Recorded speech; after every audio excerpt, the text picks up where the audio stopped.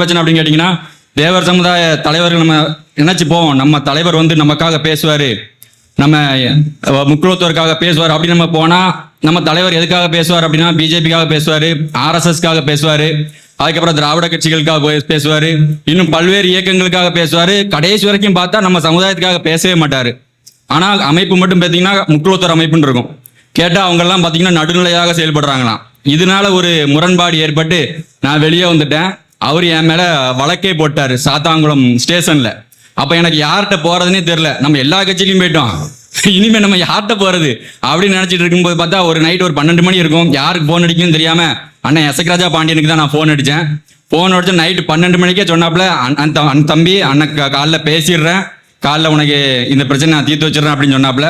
அதே மாதிரி பிரச்சனையும் தீர்த்து வச்சுட்டாப்புல. அந்த ஸ்டேஷன்ல இருந்தே எனக்கு என்கிட்ட சொன்னாங்க, எசக்ராஜா அண்ணன் பேசிட்டாங்கப்பா, ஒரு பிரச்சனை இல்லை, நீங்கள் வீட்டுக்கு போகலாம் அப்படின்னு சொல்லி. ஸோ இந்த மாதிரி